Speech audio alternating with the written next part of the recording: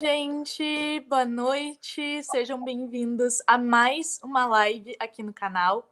Essa live vai ser em inglês, porque as nossas convidadas são lá dos Estados Unidos, a Stephanie Snow Gebel e a filha dela, a Raquel, que tem síndrome de Wolfram, tá bom? Depois, vocês não esqueçam de ativar os subtitles, a legenda em português, tá bom? Para vocês poderem acompanhar a live. Hi everyone, good night and welcome to one more video on my YouTube channel. And today I have two people, two women that are very special for me. Stephanie Snow Gebel and her daughter. They are from St. Louis, Missouri in the United States, and they're here with us. And I wanted to say welcome, Steph and Raquel. Hi, welcome. Hi, thank you, Rafa, for having us. Thank you so much for being here with us. So, guys, I have here 15 questions that were made by people with Wolfram here in Brazil and their families, okay? These questions were not from me, okay? Just to be clear that these people like Mariana, Karina, and Fernanda, and a lot of other people, they made these questions, okay? But first of all, I wanted you to introduce yourself, Steph, and you, Raquel, to introduce yourself for people who don't know who you are. All right, thank you, Rafa. My name is Stephanie Snow Gebel, and I'm the proud founder and CEO of the Snow Foundation, which is a foundation that was started a little over 10 years ago in order to raise money for Wolfram syndrome research and to raise awareness of this devastating disease. And this is my daughter, Raquel Gebel. Introduce yourself. Hi, I'm Raquel, and I have Wolfram syndrome. I She's have nervous. syndrome.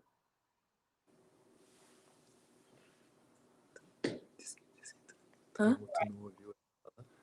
Oh, sorry, I didn't hear you guys. It's very, very bad. Can you repeat, please, Cal? Hi, I'm Raquel Gebel, and I have Wolfram syndrome. How old are you? I am 16.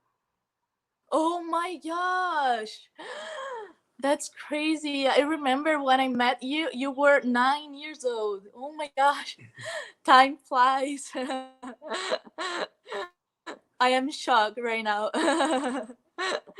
Okay, so Steph, tell us a little bit about the diagnosis of Raquel's. So when she was diagnosed with Wolfram, and how was it? Sure. Raquel was very young. She was 4 years old when she was diagnosed with type 1 diabetes. So we just thought, my goodness, we've got this child with diabetes, and diabetes alone is a horrendous disease to deal with. And so we were going along for about 6 to 9 months, and one of her doctors, an ophthalmologist, noticed that she had optic atrophy, and he just so happened to be sitting on the same board at Washington University and St. Louis Children's Hospital on a Wolfram syndrome board.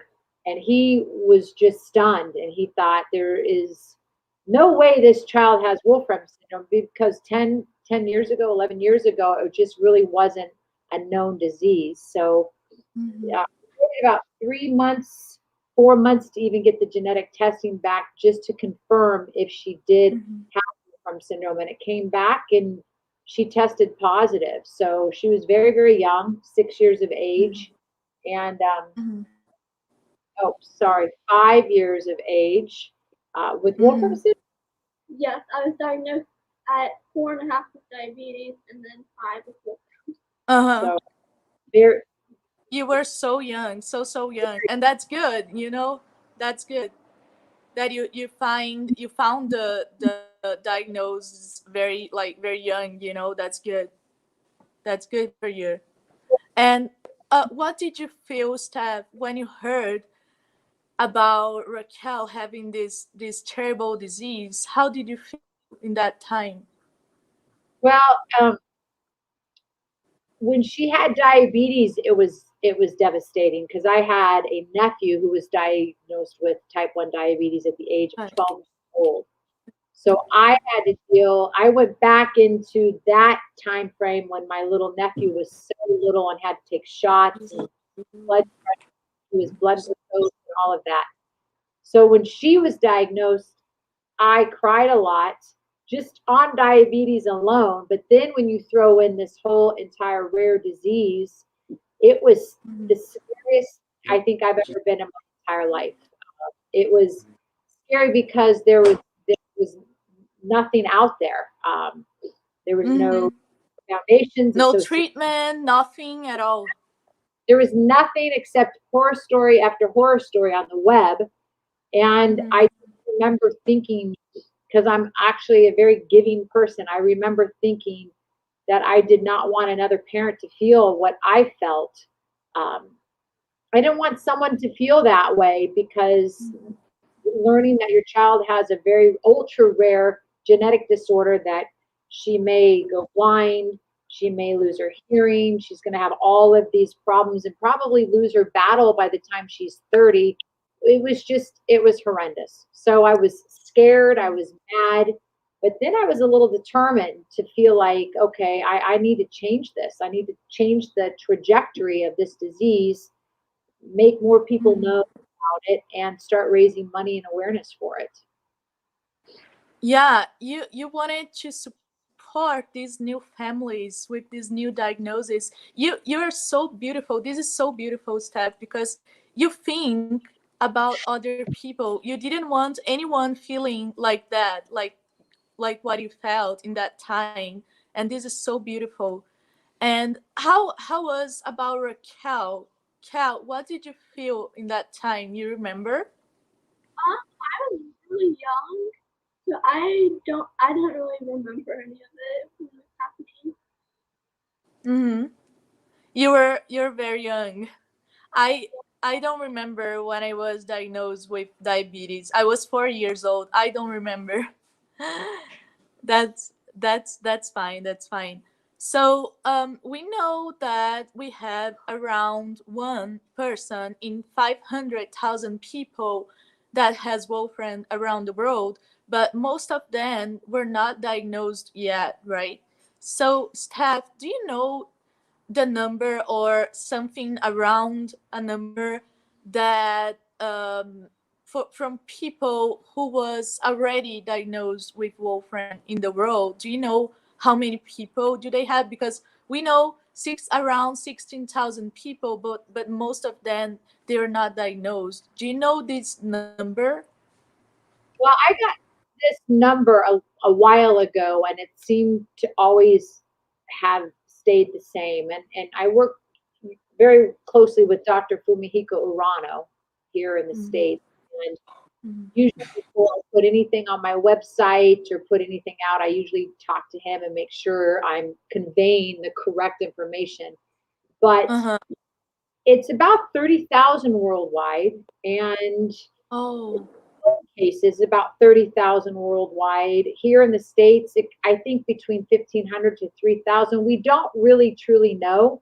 What we Mm-hmm. know is that it's an underdiagnosed disease because a lot of people, a lot of doctors, research, or really the doctors in general, don't put two and two together, optic atrophy, diabetes, or diabetes. Yeah. Mm-hmm. This is really important, what you're doing, Rafa, what we're doing, trying to raise that awareness so more doctors will realize, oh, they may be suffering from a rare genetic disorder such as Wolfram syndrome. Yeah. Yeah, I understand. It's very difficult, but I cannot imagine like 10 years ago when Cal was diagnosed, there was nothing, and today we already have, I think, around 11 researches around the world. So this is so good. I wanted to ask you, how do you deal with the expectations of a cure for Wolfram? I feel very frustrated. I don't know if you feel like that, but I feel very frustrated because I want a cure for tomorrow. I can imagine that you feel like that also.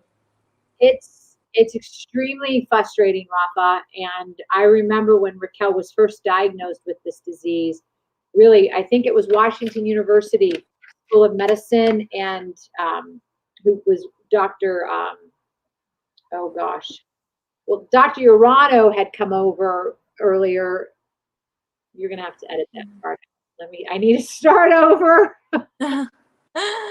Yeah. Going to start over because it was basically Dr. Permit had discovered the gene, and he Mm, was doing such great research on it, and he got sick, and that was right around the same time Raquel was diagnosed. Then Dr. Urano mm, on board. I know the UK, Dr. Barrett was doing some research on Wolfram syndrome, and then obviously Dr. Urano. There really wasn't a lot of other researchers doing anything. So this was 10 years. mm, Um, I was always mm, research is a marathon, not a sprint. But when you mm, are free from the disease, obviously, or you're mm, watching your child suffer, you want these researchers and these doctors to sprint. You want yeah, faster. But research yeah, time, Rafa, and time is a lot of money. I wish our foundation would have had a lot more money, and I think about that all the time. Maybe I haven't tried hard enough to raise more money. Maybe we would have been farther in research, but it's very disheartening, but yet mhm, motivating at the same time because we're able to fund certain research projects. And we've had our very first dantrolene clinical trial, which wasn't mhm, successful. It did help some patients, but mhm, there's another trial that Dr. Urano and a company here on the East Coast that they're going to be going to trial with the drug at the end of this year. So that's promising. It, it, mhm. it just takes time, Yeah, and it just takes time. yeah, and we are still on the pandemic with COVID-19, so it doesn't help a lot. it's it's very hard. We are living hard times, unfortunately, but I'm sure we are gonna have a cure as soon as possible. I know it, I feel it, and I believe it. And I think that together, working together, we will get there. I'm sure, Steph. And that's it. I feel I feel a little emotionated. I'm sorry, but Right? okay. Let's. What But do you want to say something? yeah, there is fabulous science that's taking place right now in other rare forms, rare disease, Yeah. and there's gene therapy happening in the eye. I honestly believe between the next, let's say, 5 to 10 years, that something will be discovered. It may not be for Wolfram syndrome, but let's say it's for Leber's, let's say it's for Uh Rett syndrome, huh. for Uh something. huh. That Yeah. discovery in other diseases is going to Uh open huh. up a window for our researchers For to do the same thing in our disease. So I firmly believe that something will be readily available in the next 5 to 10 years for you guys. that's very good. That's very good. Um, do you like you think like that, or do you have someone? Do you have a doctor who told you that, or it's just something that you think? Well, gene therapy in the eye is happening. And I know Mm-hmm. I send a lot of social media texts on a lot of different other research that's being conducted in the world, because what that research does and those papers and those journals do is it gives people like us with neurodegeneration hope. Like, hey, Mm-hmm. we're doing it over here. Why can't we do it with our disease? So it is Mm-hmm. happening right now. There's a lot of researchers who test tons of different drugs. And Uh-huh. although those drugs may be a band aid and maybe help slow the progression of the disease, it's something that's out there. But I do believe gene therapy, regenerative medicine, they're right there, Rafa. We just got to go around that corner and they're going to be there. So I am hopeful, and research seems to be Mm-hmm. moving quicker now than it has ever moved since we first started the foundation. Yeah, yeah. I believe just like you. I don't know if you remember 3 years ago. Okay, it was 2018. Yeah, I think it was 2018. We were sitting down in a table in a restaurant in Santa Monica, in California, and you told me write these words. You told me like 3 years ago, 4 years ago. So I remember that time. I I felt very hopeful. I was like, okay, she said, Steph, she said she knows a lot about what is going on around the world with the Wolfram researches. So she told me that, so I believe her, and I just felt very good, and I hope people who are watching us right now, I hope they feel the same way, just like me. And as we're talking, Steph, about treatments and researches, we have a supplement called idibenon, the one from the clinical trial at UCLA. And a lot of patients here in Brazil are taking it. And the treatment has been showing good results for people with Wolfram related with the optic nerve atrophy. Uh, is Cal taking it? And do you know if most of the patients in the United States are taking it or not? Well, Debanone came about way back when I first met you, Rafa, Mhm. and your family in St. Louis. And I believe that is a supplement that is provided for Leber's disease, correct? People that Mhm. have Leber's disease. I Yeah. you have to remember is that every rare disease is different. So what works with one disease may be a little bit different with Mhm. another disease because something may be a Mhm. little off in the optic nerve. And again, I'm not a scientist. Maybe Dr. Urano could Uh-huh. explain it, but something may be a little different with the Leber's optic nerve and their retinal ganglion cells compared to Uh-huh. Wolfram's. But Uh-huh. Rick did take idebenone for quite some time, but there are other supplements out there too that are being looked at. Tutka is one. Mhm. Send all Mhm.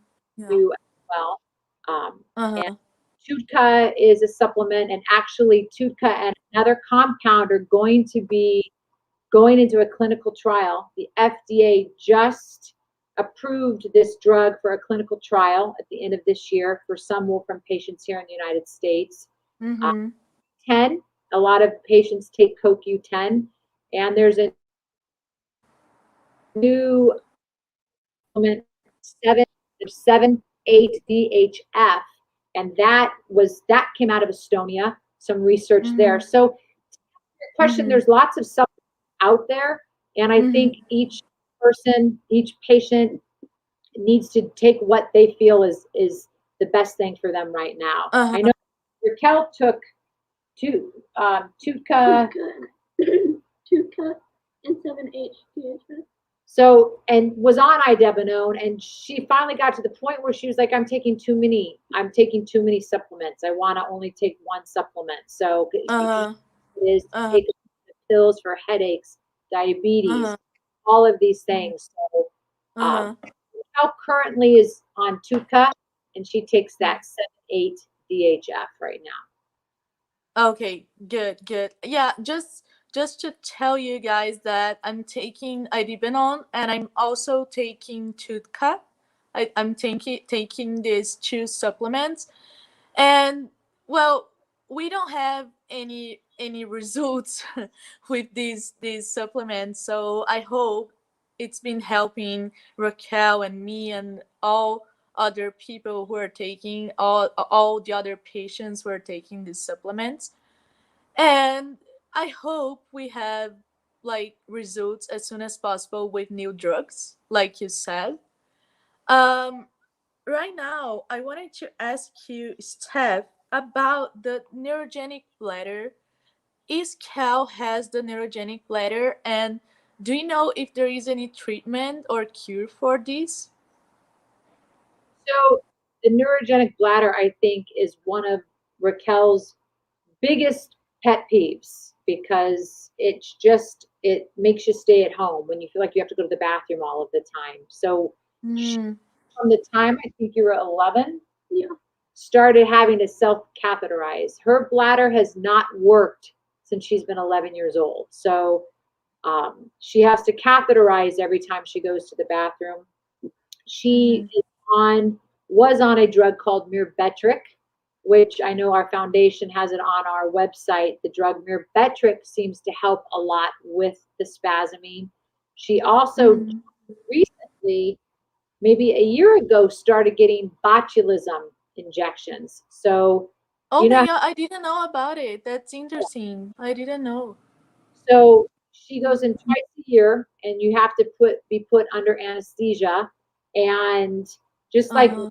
get Botox in our face, the older women, they Botox Uh-huh. the bladder, and because the bladder is constantly spasming. So what it does is they go in and they shoot the bladder all around, and it kind of paralyzes the bladder and really relaxes it. Do you think it has helped? It helps so much. I'm not on. I don't take as much CDABP as my person, and I don't make as much. And she doesn't get up Mhm. at night to go to the bathroom either. So that is, I That is mean, so good. yeah. That is The, great. the neurodegenerative part of the brain obviously doesn't tell the bladder to work as well anymore. Mhm. So um, Mhm. there is no cure for it right now until we potentially cure Wolfram syndrome. But Mhm. there are different, things that you can do to help with. Uh-huh. Uh-huh. Yeah, that's very interesting. I'm sure Fernanda, she asked this question. I'm sure it's gonna be very interesting for her. And also, Steph, you know Mariana, you know her in person, and she was asking about. She says, "I know that Raquel has severe pains on her ears, just like me. I wanted to know if you guys found any solution, any treatment for this pain on her ears. How is it, Raquel?"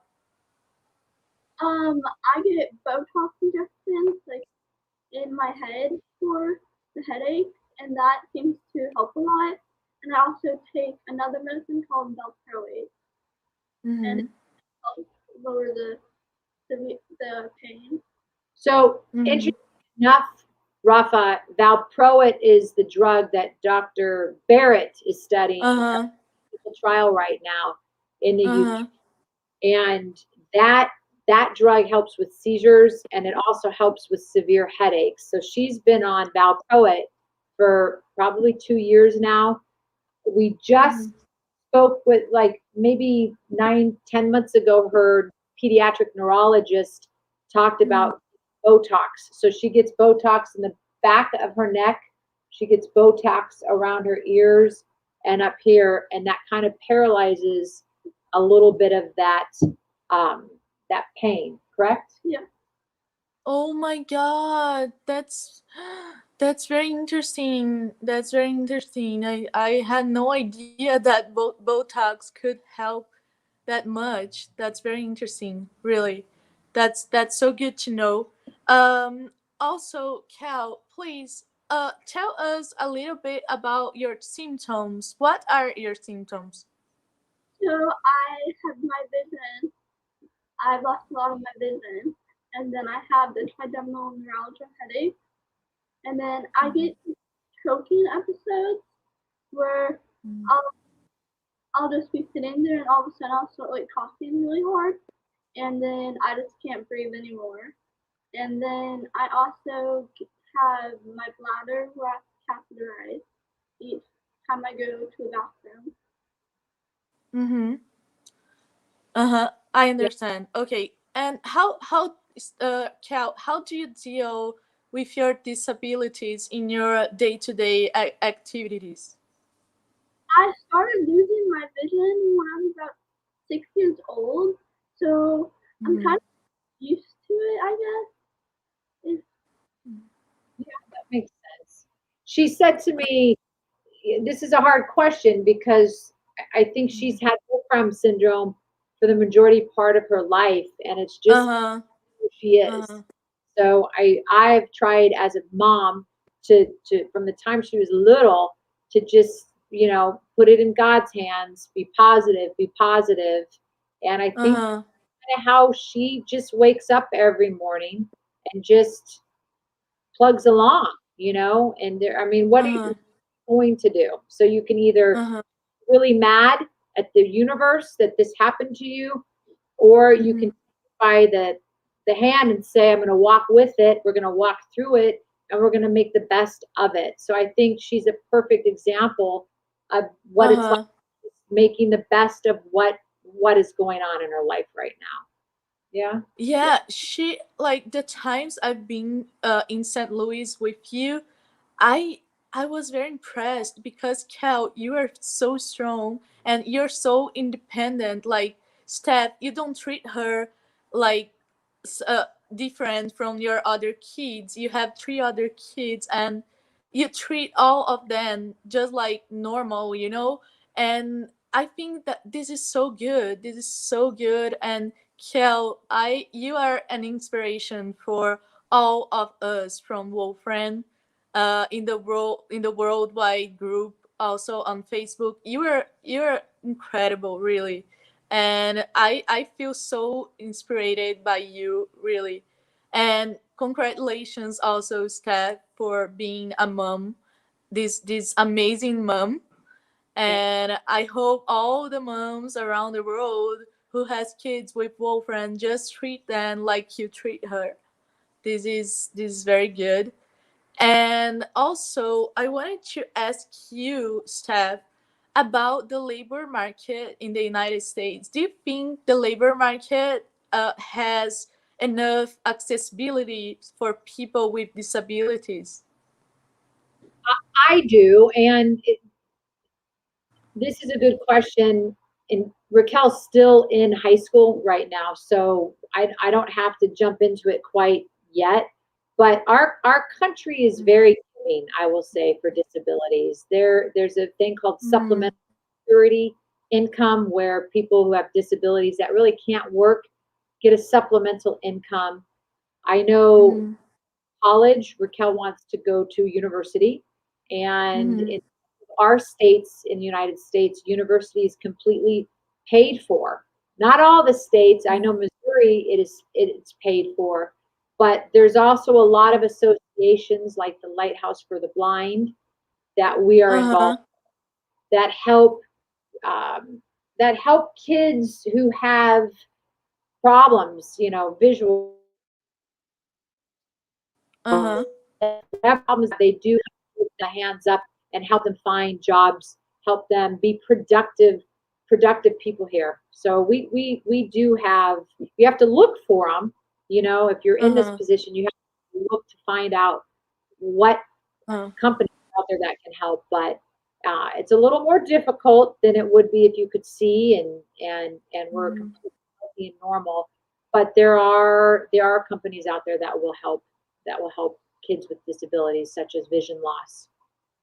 That's amazing. That's amazing. We don't have anything like that here in Brazil, unfortunately. I wish one day we can have it.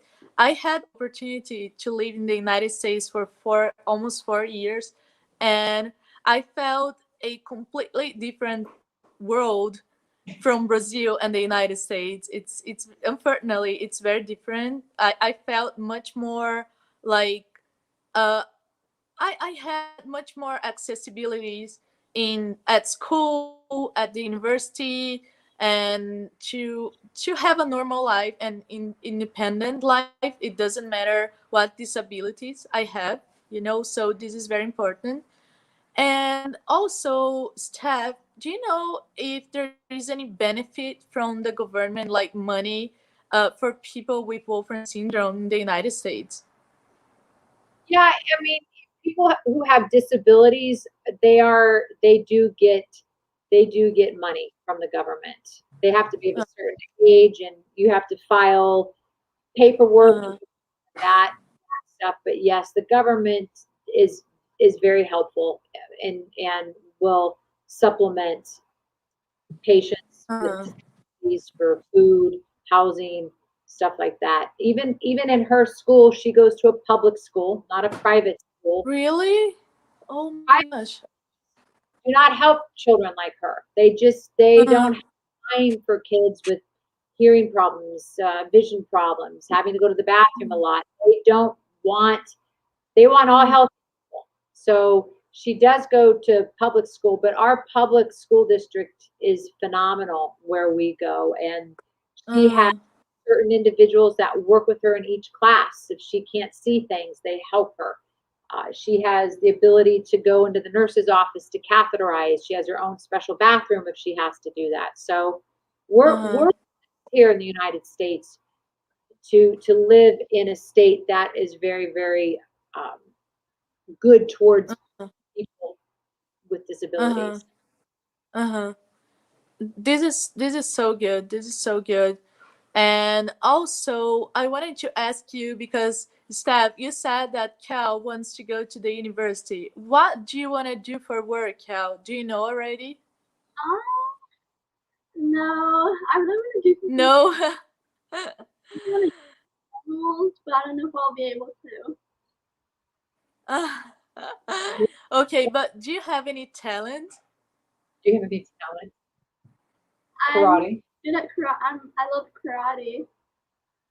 Uh Right. huh. She plays the That. piano. She doesn't really like playing the piano, but I make her play the piano because well, she likes piano. She doesn't want to hurt her piano teacher's feelings, but Uh huh. it's very difficult. Piano is a very difficult instrument to play, and her fingers are so tiny, so it's hard for her to play. But she Mm-hmm. good for her brain. So, and she's a beautiful piano player. So Oh she my likes gosh. she likes to do karate over piano, but she does like piano, correct? Yeah. I wish to be a good piano player. I tried to do sometimes. I did some classes when I was younger, like 5 years ago, but I am terrible. But please, next time we see each other, I want you, Cal, to teach me how to play piano. Okay? I want it. Oh, and I think we had all the questions. Let me check. Pai, pode desbloquear aqui pra mim, por favor. Let me just check if I made all the questions. Oh, okay. Steph, can you talk a little bit more for us about the Snow Foundation? How do you work? Tell us a little bit more about it. Sure. So the Snow Foundation came into existence, which I told you about 10 years ago, and we first started mainly raising money for research. Washington University School of Medicine, which is about 10 minutes from 10 to 20 minutes from where I live, needed money to continue their Wolfram syndrome clinics. And at that particular time, 10 years ago, 11 years ago, they were the only association um, doing anything with Wolfram syndrome. And when their Mm-hmm. whole entire project was going under, it was right when Raquel came into. That was right when Raquel found out she had Wolfram syndrome. So that scared me, thinking this whole program at this great university is going under because they don't have funding right when my baby's here and I need to raise money. So that's really how we started it. We single-handedly Mm-hmm. raised $300,000 and got Washington University on the map. And they've done phenomenal things since then. So they've been going full board ahead. Tamara Hershey with the clinics, Dr. Urano with just all of the science he's been doing. So we fund research in science. We're actually funding some research right now in Montpellier, France. We also, about 2 years ago, broadened our horizons and made it more about patients. We want it to be a patient, um, a safe haven place for patients to go to. I know when I first heard about the diagnosis, there was nothing on the internet. So now, if you Google the Foundation or Wolfram syndrome, we pop up as one of the first search engines right there. So that's Mm-hmm. really helpful for patients, new parents, to go on, read about about other people's stories, to read about other patients, to read about the research. So we help Mhm. connect patients globally. Mhm. We help other associations get started. We like to publicly speak about the foundation. We are right now putting together the very first worldwide global patient registry, worldwide global, Mhm. but it's the very first global patient owned registry, which should come out mid-October, early November. And this is instrumental for all of us patients. It's not owned by an institution. It's not owned by Mhm. any researchers or doctors. It's owned by us, the patients, which gives us the strength to, move our research forward if we want to move it forward with a certain research project. So we've done Mhm. community conferences, the one you came out for. We held that community conference at Washington University. So we Yeah. basically are trying to implement a global movement of the patients, of patient families, researchers, scientists to come together, to work together to move this Mhm. research and drug therapies quicker. Let's get this done. It's been 10 years. We want to move and we want to get this done. So, You have done a lot. A lot, a lot. And you, for who don't know about Steph, like she works a lot at the Snow Foundation. This is her work, and she does this for 24 hours every day. And this is so beautiful. And I remember the days I've been there in St. Louis for the conference. It was one of my best days in my life, I swear, because I felt when my parents told me about my diagnosed when I was okay 5 years ago. They told me about my diagnosed. I felt alone because I didn't know anyone with Wolfram, and I was like, this is a very rare disease. There is no one in the world with this disease, so I felt very alone. And for the first time in that time in 2019, I felt so good because there were around 50 patients there. Is that right? I've known patients that you could reach out The to. the the patients in the clinics. Do you know Oh, how yeah, many?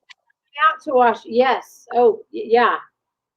And it's just grown immensely since then. So you actually were around other patients just like you, which makes the disease Yeah, bearable. It makes it like, okay, yeah, I'm with my peeps. I always say that to people. yeah, I'm with my peeps. So yeah. yeah, yeah. It was incredible. It was around 50 patients, and it was amazing. And this is all is because of the work of the Snow Foundation. So just tell us a little bit about the Facebook group. It's Wolfram Global Support Group, right? Yes. Yes. How does it work? So that actually started through, I call her the mama bear of Wolfram syndrome, Pat Gibelisco. Her daughter, Lauren Gibelisco, has Wolfram syndrome, and she's been around this much, much longer than I have. She wanted a landing space for all Wolfram patients and their families Mhm. to come into and be able to ask questions. It's a very private, protected Facebook space. You have to go and answer a bunch of questions before you're even allowed to get in there. But once you're Mhm. in, you can pretty much ask anything to anybody, and someone will always respond. It's a space where we introduce new families, new parents, new patients, older patients, Mhm. and it's just a great place to go Mhm. to get updated information on trials or different diseases that have new gene therapies. I mean, it's a place to go to, and you can receive pretty much anything you need to receive from that. Uh-huh. And do you know how many people there are on the group? Oh, see, these are good questions for Pat. I Uh-huh. think like 300. I think, and they're Yeah, all I would say that. I think, yeah. about 300 Uh-huh. patients, family members that are on there. So it's and they're all from around the world, which is so fabulous. We actually started the Global Wolfram Patient site on Facebook to try to garner as much support and to get a lot of these patients signed up on our registry. When our patient registry comes out, it's a big thing for everybody to be on this patient registry, because if some drug comes out, you know, Uh-huh. it's hard to let everybody know, you know, because there's Uh-huh. so many associations that won't give people's names. But my the way I feel about it, Rafa, is that if something beneficial should come out, every patient and their family members should know about it. And there's certain Uh-huh. associations, or there's certain universities, researchers, doctors that can't just Uh-huh. share stuff like that. But I can, and our patient family can share that within Uh-huh. Facebook, within the patient registry. So it was kind of started, her global Facebook account was kind of started so we can get those same people signed up for our registry, which when that is, Uh-huh. we'll come after you, Rafa, to try to get all of your followers to sign up for that registry. Yeah, yeah. I will do that for sure. And thank you, Pat. If you're watching us, thank you so much for being working with this group. It helps a lot. Today in the afternoon, there was a patient. We have here in Brazil. We have a WhatsApp. It's an app on that you can download on App Store, and we have a WhatsApp with the patients here in South America and Brazil. And they said, like, one of these patients, she said, like, oh, I saw on Wolfram's global support group about Wolfram. Like, what is Wolfram like? Do you know, Rafa? Can you explain for me what is that? So this is so important. This group is so important. So this is so good. And please, let me say something in Portuguese. Gente, para quem tá assistindo a live, não deixem de fazer o registro de pacientes. Vocês podem achar lá no site da Day Snow Foundation. Vão lá e façam esse registro, que é muito importante para eles poderem obter dados sobre os pacientes que são portadores da síndrome de Wolfram, tá bom?